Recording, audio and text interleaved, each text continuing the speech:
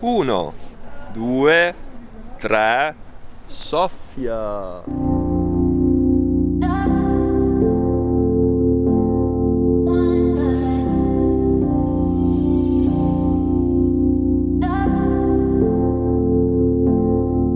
Finalmente sono sbarcato a Sofia, precisamente al Terminal 2. Da di qui ho scelto la soluzione più semplice ed economica, che è la metropolitana. Uscendo all'esterno si prosegue verso sinistra e all'ingresso della stazione si possono trovare delle macchinette dalle quali acquistare il biglietto, anche con il bancomat, una soluzione più veloce. Dopodiché si prende appunto la metropolitana e in giro di mezz'ora si arriva in centro della città.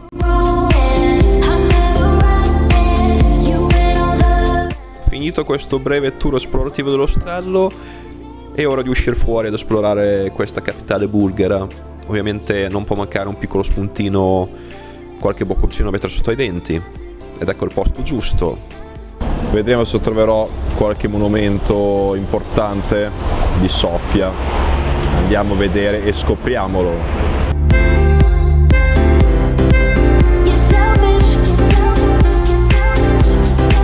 Ecco davanti a noi l'unica moschea presente a Sofia, la moschea Baliabashi.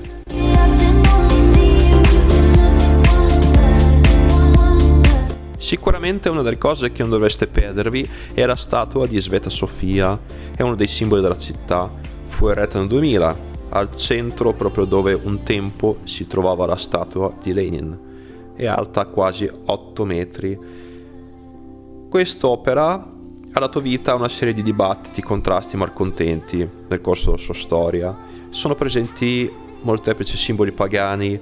La corona che indossa la donna simboleggia il potere, la corona di allora che tiene in mano invece la gloria, e infine il gufo simboleggia la saggezza. Ma comunque è freschino che ho Sofia, la mia mano sta diventando bianchiccia rosa dal freddo. Mannaggia me che non ho preso i suoi guanti e l'ho lasciato nell'ostello. C'era il sole e mi ha fregato.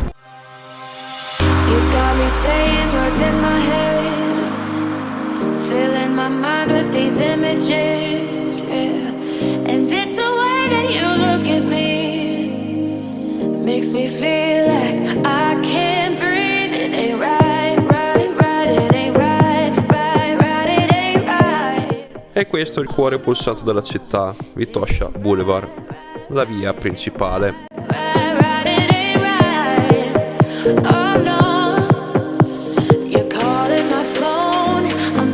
Per molti anni i resti di Serdica sono stati nascosti sottoterra. Non è stato così fino al 2014-2015, quando il comune locale ha iniziato a scavare nell'area per la realizzazione della nuova linea della metropolitana, quando gran parte del patrimonio romano è stato scoperto e ora viene lasciato come museo aperto dove tutti possono andare in giro. In questa zona le persone possono vedere resti di molti edifici importanti, le 2 strade principali e parti delle mura delle porte della fortezza.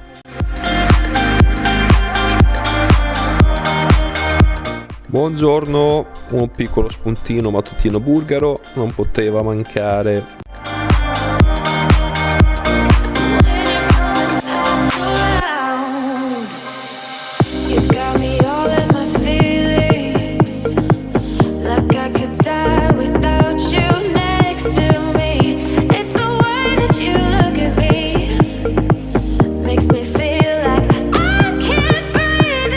Questa mattina si parte alla volta della chiesa di Bojana e il monastero di Rila.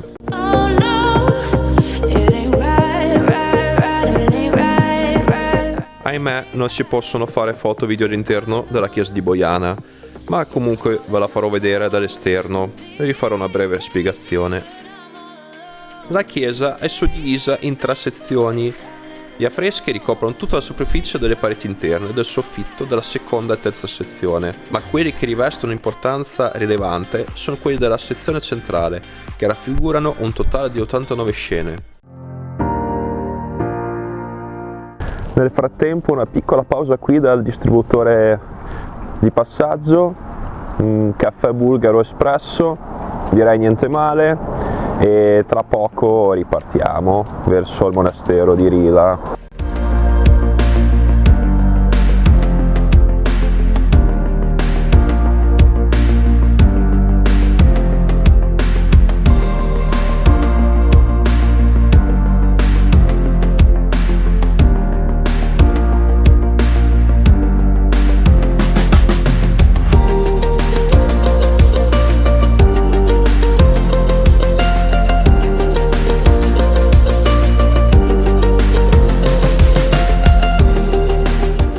finalmente è arrivato il monastero di Rila, dietro di me. Bellissima chiesa, monastero all'interno stupendo, veramente con i suoi affreschi in ogni centimetro. Purtroppo non si possono fare video e foto all'interno, ma è veramente una visita assolutamente da vedere.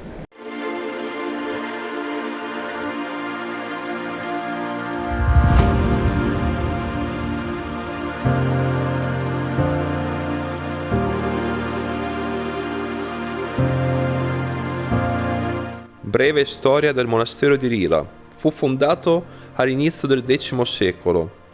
Poi nel 1335 il signore del luogo, Stefan Dragolov, costruì il monastero dove si trova oggi insieme a una parte residenziale, la torre da difesa e la chiesa. Di questa costruzione solo la torre Kreliova è oggi ancora in piedi. Durante i secoli il monastero fu più volte distrutto, ampliato, restaurato e ricostruito. A prima vista dall'esterno, il monastero di Rila potrebbe sembrare un'enorme fortezza di pietra, ma appena si varca l'ingresso, l'arco finemente decorato, agli occhi si rivela lo spiazzale interno con le balconate del refettorio, le celle monastiche, la torre e la splendida chiesa della Natività. All'interno troverete la famosa iconostasi placcata in oro, e poi soprattutto gli affreschi, sia all'interno che all'esterno, della chiesa sono pazzeschi. Questi sono indubbiamente il più grande tesoro di tutto il complesso. Gli archi e le pareti della chiesa sono decorate da più di 1200 scene evangeliche, dipinte nel periodo tra il 1840 e il 1847.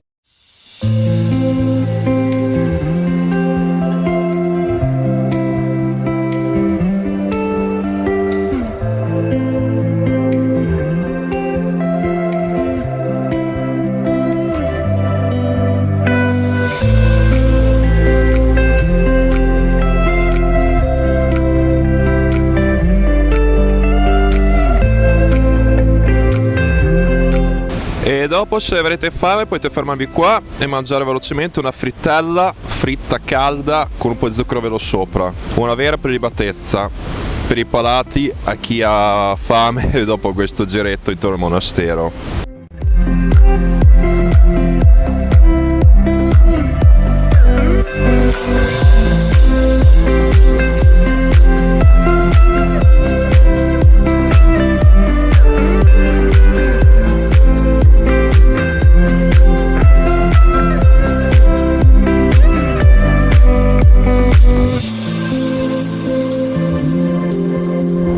Non poteva mancare un kebab di prima mattina. Iniziamo bene questa passeggiata a Plovdiv, appena arrivato con l'autobus. Raga, ma questo panino è spettacolare, tutta l'essenza del ragazzo siriano che con tanta umiltà costruiva, farciva questo panino, mamma mia.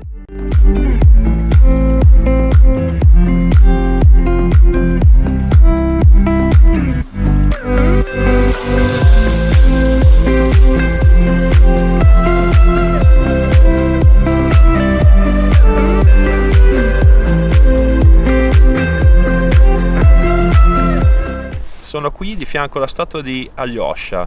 Alyosha perché? Perché comunemente i soldati venivano chiamati con questo nome, i soldati russi e sovietici. La Bulgaria ha avuto diverse difficoltà durante la seconda guerra mondiale perché all'inizio si schierò con i nazifascisti, per poi con il ribalto del governo nel 1944, con l'aiuto dei partigiani locali, riuscirono a cambiare situazione e schierarsi dall'altra parte, appunto dalla parte che poi vinse la guerra. È un posto molto bello, suggestivo, si fa questa breve passeggiata in salita, si sale sopra il colle e così si può intravedere l'intorno della città di Plovdiv, dalla parte antica verso un lato e dalla parte nuova dall'altra parte. Ve lo consiglio assolutamente.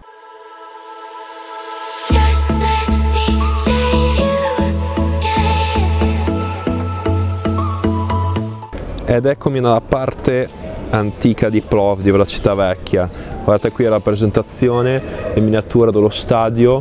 Pensate un po', poteva contenere fino a 30.000 persone, era lungo circa 250 metri e 74 di larghezza. All'inizio lo usarono per i giochi atletici per poi passare a fare solo le corse con i carri. Assurdo una struttura così imponente e adesso solo una piccola parte si trova qui in bella vista sotto la città.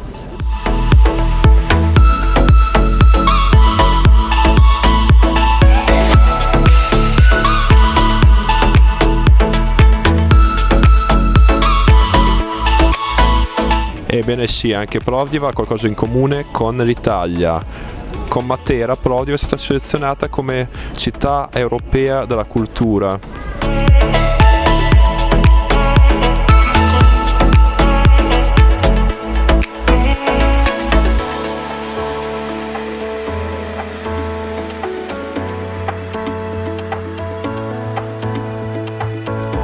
Ma che simpatico Babbo Natale! Stranamente mi faccio tirare dai donuts e del caffè.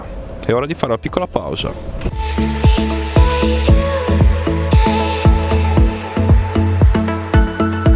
È qualcosa di incredibile, non ho mai sentito le ciliegie con dentro la crema, ripieno di donuts e qua fuori il caramello e dentro le mele. Sembra quasi una specie di strudel. Mai provato, è eccezionale.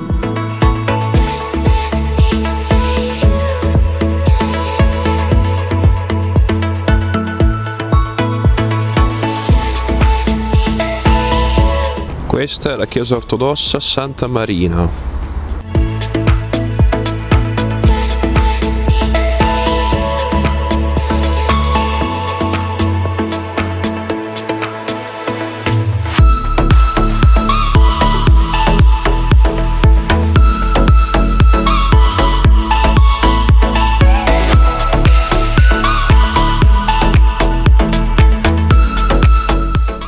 Ed eccomi giunto alla principale attrazione di Plovdiv, l'antico teatro romano. Guardate che bello, è rimasta ancora gran parte.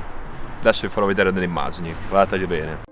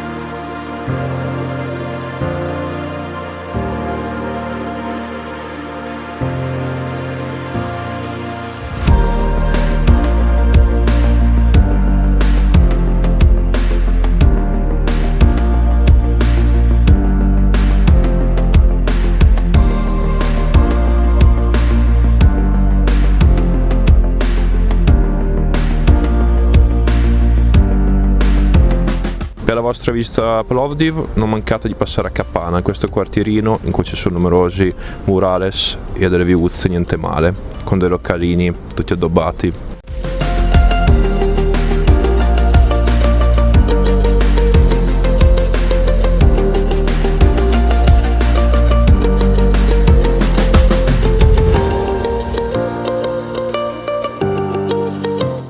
E dopo questa faticosa giornata è ora di mangiare qualche cosina prima di riprendere l'autobus per tornare a Sofia. Adesso fate questo posticino vicino alla stazione, posticino a dir poco, provate un po' in basso, ok, ho preso un misto, io non so cosa benissimo, ma ho speso la bellezza di 3,50 €, 4 € per cenare. Buongiorno, eccomi qua. Allora, oggi è l'ultimo giorno ufficiale qui a Sofia. Dietro le mie spalle c'è la rovina di Serdica, come era nominata Sofia una volta, nell'antichità. Bene, oggi il tempo non promette benissimo, come vedete è nuvoloso, speriamo che si apra un po', ma ho dei seri dubbi. E a sto punto inizieremo il mio tour, anzi il nostro tour. Partiremo dal mercato delle donne, che tra un po' lo vedremo, e successivamente farò il giro di tutti i monasteri e chiese più importanti di Sofia nel centro. E così via, andando avanti. Poi vi spiegherò tutto nei dettagli.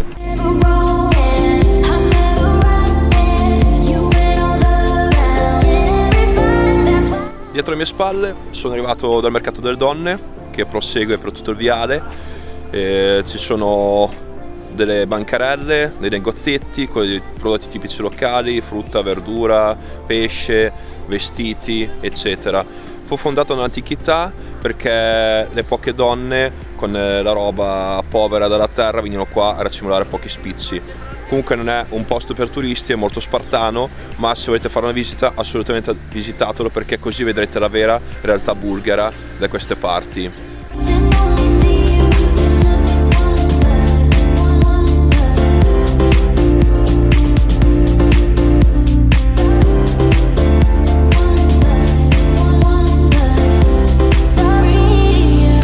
Presso le vecchie terme, ormai non più in funzione, sorgono queste sorgenti dalle quali la gente locale viene a riempirsi le bottiglie d'acqua, ma anche per bere un po'.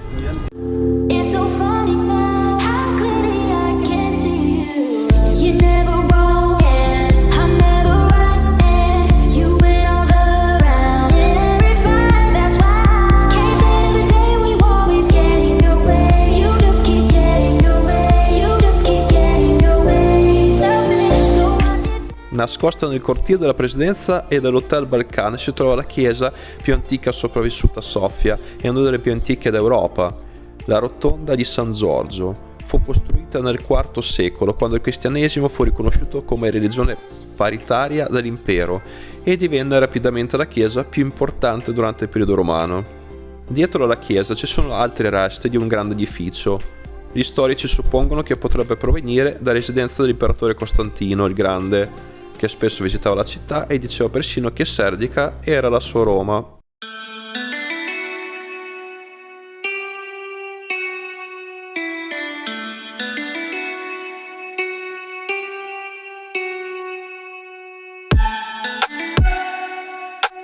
La cattedrale Aleksandr Nevsky è la più importante di Sofia e dell'intera Bulgaria. È la seconda di grandezza in tutta la penisola balcanica. Contiene 12 campane e può contenere fino a 5.000 persone.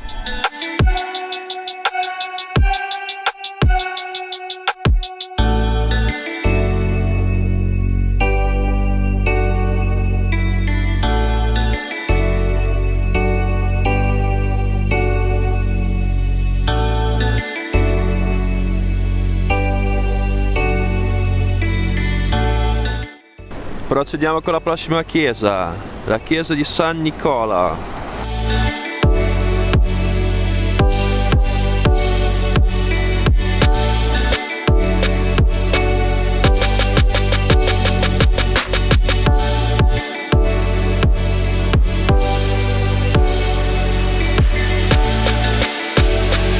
Il teatro Ivan Vazov di Sofia è il teatro nazionale della Bulgaria, nonché il più antico e importante del paese. Fondato nel 1904, sorge proprio nel cuore della capitale.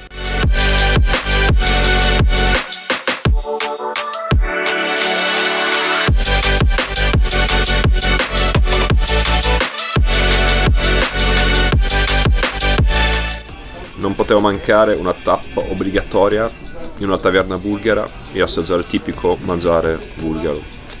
Adesso ho ordinato un paio di piatti per provare, vedremo come sono, mi ispira il posto. Ragazzi, questa zuppa è uno spettacolo, coi funghi porcini, guardate come sono freschi. No vabbè, è buonissimo, sembra la porchetta nostra, con la zuppa di funghi, la salsa che fa sfumare questi funghi e la salsettina bianca che accompagna. Delizia vera. Buono, buono. Per finire il pasto non poteva mancare il rakia, il tradizionale distillato di prugne bulgaro.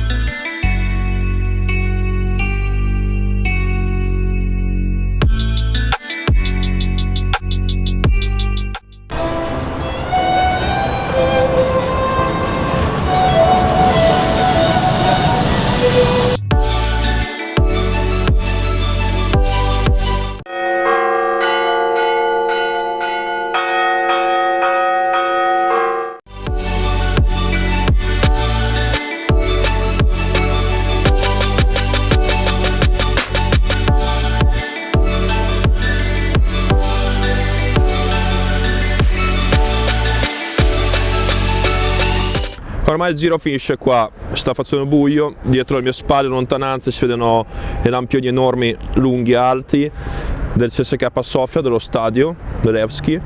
Mi sono fatto invogliare, ho preso una maglietta per ricordo e adesso mi dirigo verso Palazzo Naturale della Cultura.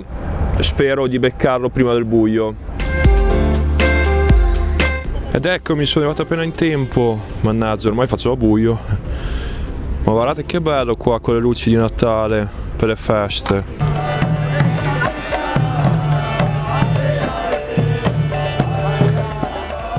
Buongiorno, l'ultima mattinata qui a Sofia e si torna a casa. A dir vero un po' mi dispiace, anche perché mi ci sto abituando. Questa capitale molto sottovalutata da alcuni, secondo me è da scoprire, da visitare. Ce ne sono tantissime cose da vedere, soprattutto i monumenti, i monasteri. Andare a visitare vicino a Plovdiv non è così poi lontana. Andare a scoprire il monastero di Rila, patrimonio UNESCO. Peccato che non ho potuto fare riprese dentro, ma è una roba allucinante, ve lo garantisco. Per cui, almeno una volta nella vita, prendete il biglietto d'aereo e venite qui a Sofia e girateci 3-4 giorni. Più che sufficiente. E che altro dire, qua il mio viaggio finisce. Spero che il video vi sia piaciuto. Mi raccomando, lasciatemi un like per supportare il canale, è importante, ed iscrivetevi per poi non perdervi i prossimi video che pubblicherò. Alla prossima, ciao!